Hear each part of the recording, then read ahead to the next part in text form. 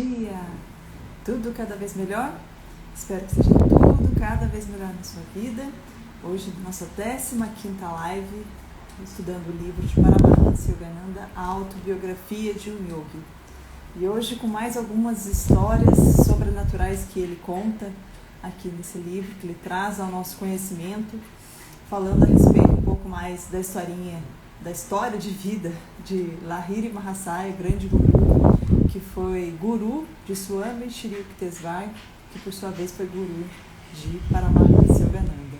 E agora a gente vai também entrar conhecer um pouco da história que é pouco conhecida de Babaji, que é um outro avatar mortal, mestre também da Self-Realization, que está então na linhagem da Self-Realization, né? Babaji, que foi então mestre guru de Lahiri Mahasaya, que então foi guru de Swami Shri Yukteswar, que por sua vez foi quem nomeou Swami a Yogananda. Então nessa linhagem que nós estamos chegando agora em Babaji.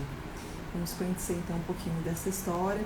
Ele que foi quem realmente trouxe de volta a ciência da meditação da Kriya Yoga, né, que trouxe e passou então esse bastão para Lahiri Mahasaya para que ele pudesse dar continuidade à promoção da Kriya Yoga. A gente vai entender um pouquinho mais essa história hoje. Então, esse capítulo começa nos penhascos do Himalaia, né, ao norte, próximo aí de Badrinariana, lá na Índia.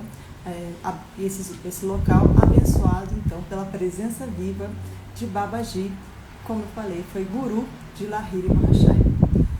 E Babaji ele conserva sua forma física, segundo consta, há séculos. Então ele está lá presenciando a sua forma física há séculos no Himalaia, talvez milênios, é o que conta aqui no livro.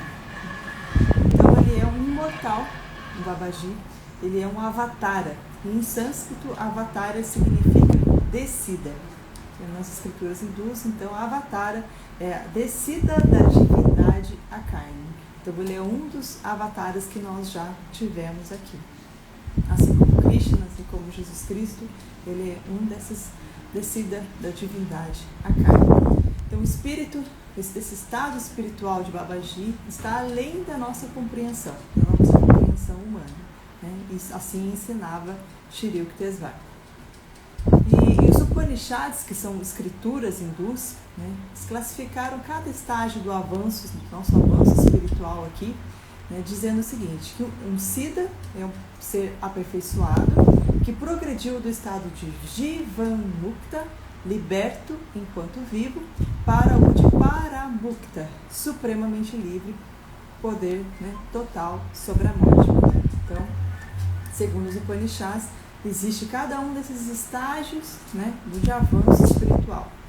O Siddha é um ser aperfeiçoado que progrediu do estado Jivanmukta, liberto enquanto vivo, para o Paramukta, supremamente livre, totalmente poder sobre a morte. Então, o Paramukta raramente retorna a esse corpo físico. E se ele retorna, ele é um avatar designado por Deus como instrumento de bênçãos sublimes para o mundo. Então, assim, nós consideramos então Babaji como Paramukta, né, que retornou a esse mundo designado por Deus como instrumento de bênçãos sublimes para o mundo. Então, Babaji ele está em permanente comunhão com Cristo. Sua obra é inspirar as nações a renunciarem às guerras, ao ódio racial, ao sectarismo religioso e ao materialismo, cujos males atuam como bumerangues. Então tem uma obra, né, tem realmente uma missão bastante grandiosa, e nós vemos pela situação atual do mundo, né, as guerras, né, o ódio racial, o sectarismo religioso, o materialismo, que realmente ele precisa da nossa ajuda nessa grandiosa missão, porque parece que, né, precisamos realmente reforçar essa missão que Babaji e Cristo, né, estiveram aqui para nos ensinar. E esses males, né, enquanto uns acham que estão fazendo guerras, alguns acham que estão defendendo a sua religião, promovendo o sectarismo religioso, alguns acham que estão praticando o ódio racial e se rendendo ao materialismo, que estão no caminho certo. Mas como ele diz aqui, são males que atuam como bumerangues. Então é uma coisa que é praticada e que retorna, né, na mesma força para aquela mesma pessoa. Babaji, então, existem pouquíssimas referências históricas a respeito dele, e isso não, segundo Yogananda, não nos deve surpreender, porque o grande guru jamais apareceu abertamente em qualquer século. O equívoco brilho da publicidade não tem lugar nos seus planos milenares. Semelhante ao Criador, poder único, mas silencioso, Babaji opera em humildade, em humilde obscuridade. Então é semelhante ao Criador que está aí, que nos criou, mas tem esse poder único, mas age em silêncio, né? Babaji opera em humilde obscuridade. Grandes profetas, o Yogananda vai dizer, como Cristo, Krishna, vem ao mundo com um objetivo específico e espetacular, e partem assim que o realizam. Outros avatares, como Babaji, incumbem-se de obras mais relacionadas com o lento e progressivo evolutivo, né? O progresso evolutivo do homem, através dos séculos, em vez de se ligarem a algum fato histórico excepcional. Então ele está aí para nos auxiliar, né? Considerando que estamos em um progresso lento e, né, da nossa evolução aqui. Então, em geral, seres como Babaji, eles se ocultam ao olhar grosseiro do público, têm o poder de se tornar invisíveis quando querem, instruem seus discípulos a manter silêncio a respeito de si e assim permanecem tão desconhecidos. E nessas páginas então, nós teremos alguma menção sobre a sua passagem, a sua vida aqui. Então, como já disse, Babaji ele não mostra sinais de idade em seu corpo, né? As pessoas que tiveram contato com ele, os discípulos, dizem que ele tem uma aparência de um jovem de 25 anos.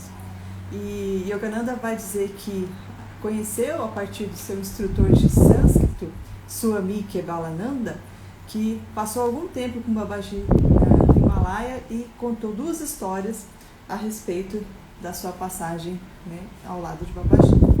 Ele diz que um dado dia estavam os discípulos ali no ritual védico em volta de uma fogueira e o mestre Babaji simplesmente pegou uma acha da fogueira incandescente e tacou no ombro de um discípulo, golpeou o ombro de um discípulo. Lahiri Mahashaya, que estava presente naquele momento, né, alertou o mestre: nossa, mestre, que crueldade, por que fazer isso? E o mestre falou assim, Babaji, preferia que ele queimasse até a morte, uma morte dolorosa, né?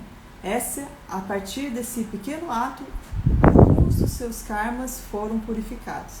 E com a sua mão purificadora, ele resgatou então o ombro do estudante, né, do seu discípulo, e ele ficou bem. Mas a partir daquela ação, ele teve então muitos dos seus karmas que poderiam levar a uma morte dolorosa, queimar totalmente nas cinzas, foram então extirpados com aquela ação. E uma outra história que o Swami Kebalananda conta é que em um dado momento estavam os discípulos no seu acampamento no alto do penhasco do Himalaia e chega um estranho dizendo que estava ali, né, escalando com muita maestria, né, para escalar os penhascos do Himalaia, e estava buscando Babaji. E quando chegou na frente do mestre, pediu para que se tornasse seu discípulo. E como Babaji não demonstrou nenhuma aceitação de imediato, ele então indicou para o mestre: se o senhor não me aceitar, minha vida não vale mais a pena, eu vou saltar desses penhascos. E aí Babaji respondeu: então salte. E foi então que o discípulo, né, caiu pelo penhasco, e Babaji então pediu que os seus discípulos resgatassem o corpo já morto do estranho, e trazendo então o corpo destroçado, ele tocou a sua mão curadora e o morto ressuscitou. E aí então Babaji o aceitou como discípulo, dizendo que até aquele momento ele não estava ainda, não poderia aceitá-lo pelo seu grau de desenvolvimento, mas a partir daquele ato, de se entregar, a sua vida pelo Mestre, ele então pôde ser aceito. Então, essas são algumas das histórias extraordinárias que a gente encontra aqui nesse livro. Continuando sobre Babaji, diz o seguinte: Yogananda diz o seguinte: só há um motivo para Babaji conservar a sua forma física ao longo dos séculos: o desejo de dar à humanidade o exemplo concreto das próprias possibilidades do homem. Então Jesus, ele continua dizendo, conhecia a sequência de sua vida desde o início. Pelas passagens bíblicas a gente sabe disso. Percorreu cada etapa, não para si mesmo ou para qualquer compulsão kármica, mas unicamente para a elevação dos seres dotados de reflexão. Continuando, ele vai citar João, capítulo 8, versículo 51, dizendo: se alguém guardar a minha palavra, ou seja, permanecer ininterruptamente na consciência crística, nunca verá a morte. Então, Babaji está exercendo isso na sua existência aqui, Está guardando a palavra, ou seja, permanecer ininterruptamente na consciência crística, nunca verá a morte. O homem iluminado, de quem Jesus falava, é o que despertou do transe imortal da ignorância para a vida eterna.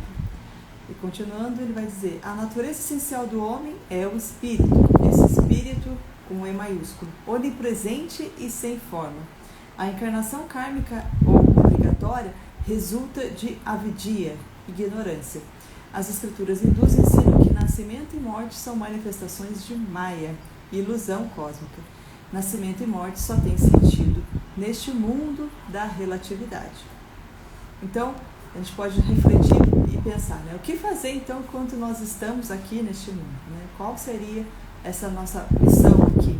É o que a gente tem estudado repetidamente neste livro. A gente percebe que é uma grande obra da Self-Realization, que nós busquemos a nossa iluminação.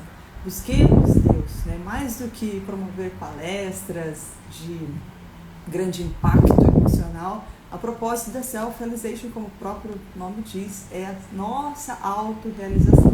A partir da técnica da Kriyoga, técnica científica de meditação, desenvolver esse nosso relacionamento com Deus, desenvolver a nossa consciência crística, viver nesse mundo de dualidade, de Maya, de bem e mal, negativo e positivo, mas estar acima dele. E assim a gente pensar quais são os nossos objetivos, o que nós estamos fazendo nesse momento, o que a gente está planejando fazer que nos leva nessa direção, de estarmos mais próximos de Deus, estarmos buscando a nossa própria iluminação. Esse é um momento propício para a gente pensar nisso, colocar no nosso planejamento também para o próximo ano. Continuando no capítulo 34, na página 34, capítulo 34, o primeiro encontro então de Babaji com Lahiri Mahashaya. Então agora a gente vai contar essa história. Essa história foi contada também por Swami Kebalananda. E é interessante a gente colocar esses nomes, porque é mais de uma pessoa contando essa história, para que a gente possa também se situar e entender o quão mais pessoas que realmente presenciaram essas histórias sobrenaturais. Então, Swami Kebalananda conta essa história e posteriormente também Shri Yukteswar também contou essa mesma história, desse encontro do discípulo com o mestre, de Lahiri Mahashaya com Babaji. Lahiri Mahashaya, então, naquela época, contava com 33 anos de idade, foi outono de 1861. E ele era contador do Departamento de Engenharia Militar do governo. E aí, um belo momento, ele foi chamado pelo seu chefe, que tinha recebido um telegrama da matriz, dizendo que ele tinha que ser transferido para Raniket. E ele foi, então, trabalhar nessa base militar de Raniket, que ficava próximo do Himalaia. E lá, depois de uma viagem de 800 quilômetros, e naquela época ele fez de carroça, de cavalo, 30 dias depois que ele chegou nesse local, e tinha pouco trabalho para fazer, então ele passava muitas tardes fazendo passeios pelo Himalaia. Até que uma vez no Monte Drongiri, numa clareira pontilhada de cavernas, ele ouviu uma voz chamando o nome dele. E aí ele, de repente, se deparou com um jovem sorridente, né, com gestos de boas-vindas, de cabelo cobre. E aí, ele era então quem? Babaji, né? E estava chamando Lahiri Mahashaya, dizendo, né, Lahiri, você chegou, descanse aqui nessa caverna, fui eu quem o chamou. E aí ele apontou um assento para Lahiri Mahashaya, dizendo, né, que aquele era um assento que ele se lembrava daquele assento, né? E aí, mais Lahiri Mahashaya, não entendendo ainda muito bem o que estava acontecendo ali, disse, eu tenho que ir. Mas então Babaji respondeu, né, meu telegrama surtiu efeito. Fui eu quem silenciosamente sugeriu à mente do seu chefe sua transferência para Raniket. Quando alguém sente a sua união com a humanidade, ele vai explicar, né? Todas as mentes se convertem em estações transmissoras, por meio das quais é possível operar à vontade. Então, no momento que ele usou esse poder da vontade, né, e transmitiu então esse telegrama para o chefe de Lahiri Mahashaya, que fez com que ele estivesse naquele dia ali. Naquele mesmo momento, ele deu um golpe na testa de Lahiri Mahashaya e fez com que ele entrasse então em meditação profunda e passou a ter doces lembranças então das suas vidas passadas e reconheceu o mestre. E o mestre contou que durante 3 décadas, mês a mês, ano após ano, ele zelou por Lahiri Mahashaya e esteve presente em cada ano da sua vida, esperando aquele momento de reencontro. E falou para ele, depois daquele momento de grande esfuziante, né, de grande alegria do reconhecimento de Lahiri Mahashaya pelo mestre, Babaji então orientou, Lahiri, você precisa de purificação. Tome esse óleo e vá até a margem do rio e deite-se nas águas, deixe que as águas te purifiquem. E lá ficou então deitado, recebendo as ondas do rio durante horas, até que chegou um discípulo com roupas secas e indicou então para Lahiri Mahashaya, vem, o mestre te aguarda. E aí, de repente, andando pela escuridão do Himalaia, ele percebe uma luminosidade incrível. E da onde vinha essa luminosidade? Tratava-se de um palácio de ouro. Era um desejo, né, de uma última encarnação de Lahiri Mahashaya, um desejo que ele tinha de ter, né, presenciar isso, um palácio de ouro. E isso era então o último laço do karma da vida de Lahiri Mahashaya, esse último desejo. E aí ele vai explicar que a lei kármica exige que cada desejo humano encontre satisfação final. Assim, os desejos não espirituais formam uma corrente que prende o homem à roda das encarnações. Então, enquanto a gente estiver apegado com desejos não satisfeitos, né, procurando a satisfação desses desejos, nós estamos presos a essa roda das encarnações. Então, por isso, Babaji projetou esse palácio, fez se manifestar para que ele tivesse, então, desfeito esse último laço do karma de Lahiri Mahashaya.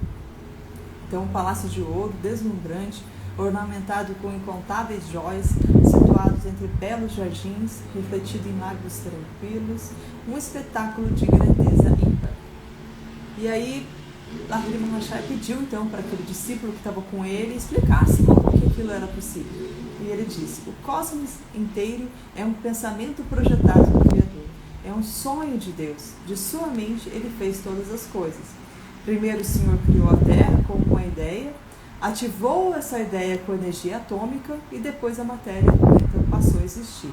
Ele coordenou os átomos da Terra de modo que se formasse uma esfera sólida. A vontade de Deus mantém a coesão de todas as moléculas. Quando ele retirar a sua vontade, todos os átomos da Terra se transformarão em energia. A energia atômica regressará à sua fonte, a consciência. Então, sintonizando com a vontade infinita onipotente, Babaji pôde ordenar os átomos e elementares que se combinassem e, então, formasse aquele palácio, né? E quando essa estrutura tiver servido a seu objetivo, Babaji então vai desmaterializá-lo. Então Lahiri apreciou cada detalhe desse palácio e chegou até Babaji e disse: Lahiri, então Babaji disse a Lahiri: Lahiri, você ainda se regala com esses seus sonhos, desejos por um palácio de ouro? Acorde, todos os seus anseios terrenos estão a ponto de serem saciados para sempre. Murmurou então algumas palavras místicas de bênção e disse para que Lahiri se levantasse, né, e recebesse então a iniciação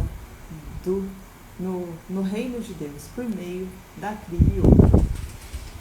Então foi aquele momento de iniciação da Kriya Yoga no Palácio de Ouro. Depois, em seguida, ele também conta a história de que ele pôde se alimentar a partir de um vaso, né, que tem um nome específico, onde ele simplesmente tirava alguns alimentos que ele queria, né, e depois, quando ele quis tomar água, da mesma forma, Babaji orientou que a água estaria ali. E isso foi mais uma passagem de mais detalhe da história sobrenatural.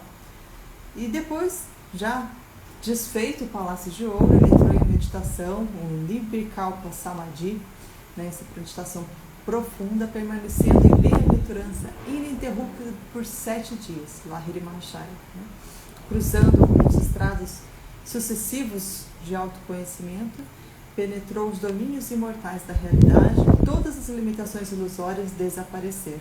Sua alma estava plenamente estabelecida no altar do Espírito Cósmico. E aí ele quis permanecer, né, junto de seu mestre, mas Babaji orientou: seu papel nessa encarnação precisa ser representado aos olhos vivos da multidão. Abençoado antes de nascer por muitas vidas de meditação solitária, você precisa agora misturar-se aos homens, servindo como exemplo do ideal do yogi, que também é chefe de família. Continuando, ele orienta, né? Os gritos de muitos homens e mulheres desnorteados neste mundo foram ouvidos pelos grandes seres. Prosseguiu: você foi escolhido para levar consolo espiritual por meio da Kriya Yoga. Há numerosos buscadores sinceros, milhões de seres sobrecarregados por laços familiares pesados, deveres mundanos, receberão nova inspiração de você, um chefe de família como eles. Então, Lahiri Mahasaya era o chefe de família. Mesmo no mundo hindu, o yogi que cumpre fielmente as suas responsabilidades, sem apego ou motivações pessoais, trilha o caminho seguro da iluminação. Então, foi interessante ele colocar aqui, né, descrever que os gritos de muitos homens e mulheres desnorteados, né? Se a gente desnorteado, a gente pode pensar, obviamente, sobre a palavra, a pessoa sem norte, sem orientação, sem objetivo, né, sem conseguir encontrar o seu caminho nessa vida, foram ouvidos para que então a Kriya Yoga fosse transmitida a partir de Lahiri Mahashaya ao mundo. Então a Kriya Yoga é uma técnica científica ensinada pela Self-Realization, na qual, como o próprio nome diz, é possível alcançar a autorrealização, né, como eu já disse aqui, mais do que palestras, né, né, que lidam com o emocional das pessoas. A Self-Realization tem essa proposta de que cada um de nós conquiste a sua autorrealização por meio da meditação.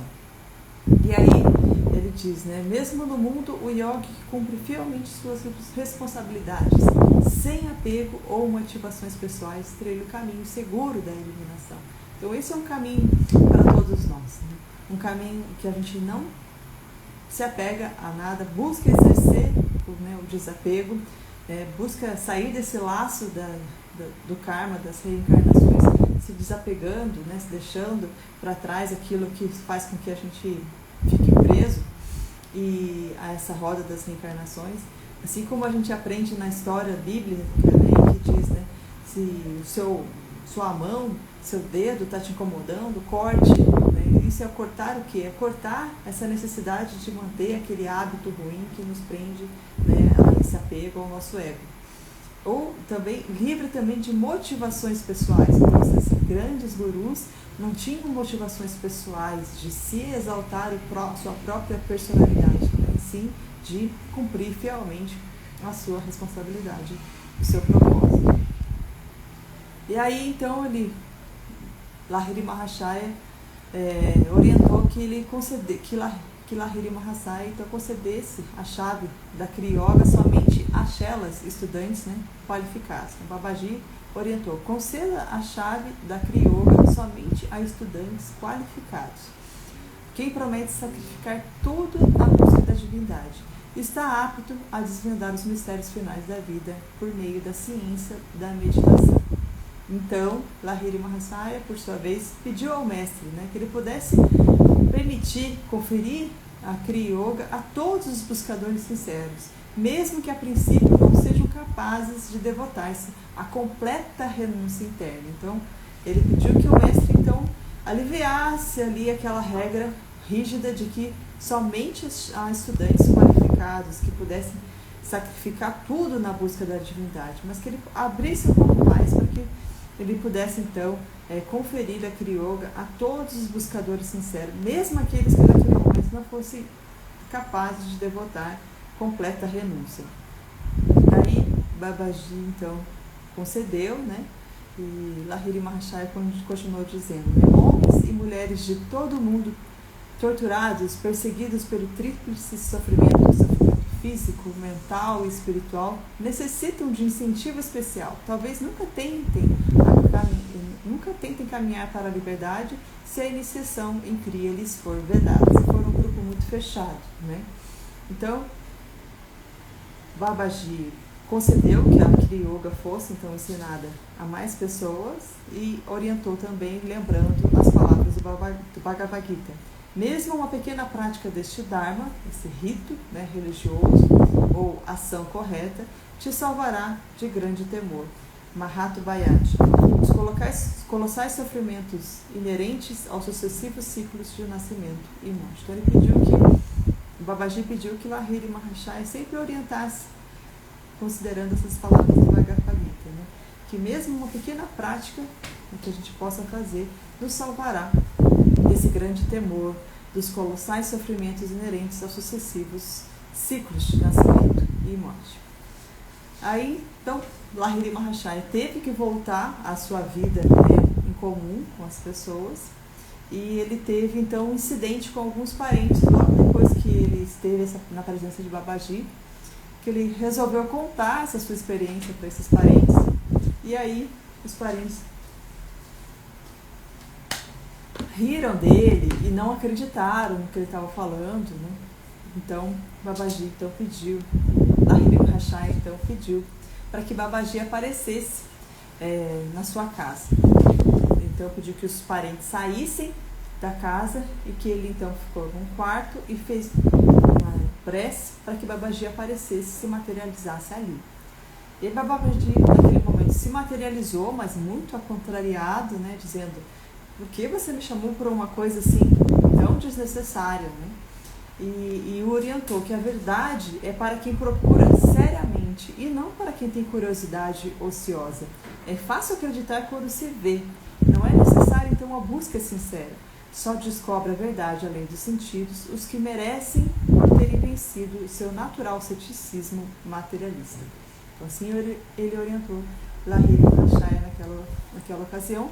Mas ele concedeu, sim, que os parentes tivessem contato com ele, né? Ele passou ali um período com os parentes e depois se desmaterializou na frente de todos também. E assim também esse parente que mais estava rindo, né, fazendo graça da situação, se tornou também um grande discípulo de Lahiri Mahashaya. Em outra ocasião, né, o mestre apareceu num Kumbh Mela, um festival sagrado, né, onde há uma multidão de monges e sadhus, né, um grande festival.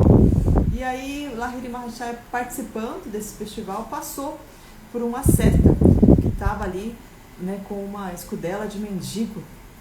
E ele teve um pensamento, que foi um julgamento, na verdade, né? Ele julgou aquele homem, né? Ele, na verdade, parecia ali como uma seta, mas não tinha, carecia de bem-aventurança, carecia do sagrado em si. E aí, andando mais um pouquinho, ele encontrou Babaji, lavando os pés de um renunciante, né? E aí ele perguntou para o mestre: mestre, o que o senhor está fazendo aqui? Ele falou, e o mestre olhando para ele, sorriu como uma criança, olhou, estou lavando os pés, né, desse sadhu, desse monge, né, e desse renunciante, e depois eu vou lavar os seus utensílios de cozinha. Naquele momento, pelo exemplo de Babaji, Lahiri Mahasaya compreendeu que ele indicava o seu desejo, a partir desse exemplo, de que ele não criticasse ou visse, né, ninguém sem conseguisse ver, através de todas as pessoas, o Senhor residindo igualmente em todos os templos corpos. Então, fossem homens superiores ou inferiores, era para que ele pudesse ver Deus em todas as pessoas. Então, Babaji disse, servindo a sadhus ignorantes e sábios, estou aprendendo a maior das virtudes, aquela que agrada a Deus, acima de todas as outras, a humildade. E assim a gente vai encerrando esse capítulo com essa reflexão sobre como nós estamos vivendo, né? Tem uma parte do livro A Eterna Busca do Homem, que eu tenho ouvido, né, que Yogananda fala, que alguns buscam viver a partir da moralidade. O que seria a moralidade? Né? A Yogananda conta, dizendo que seria viver corretamente, mas com benevolência para com todas as pessoas. Né? Então, buscando praticar o bem, viver corretamente, mas tendo compaixão para com todas as pessoas, buscando exercer a humildade e ver Deus em tudo. E assim a gente vai encerrando essa live de hoje. Agradeço a participação. Muito obrigado. Fique com Deus. Até mais.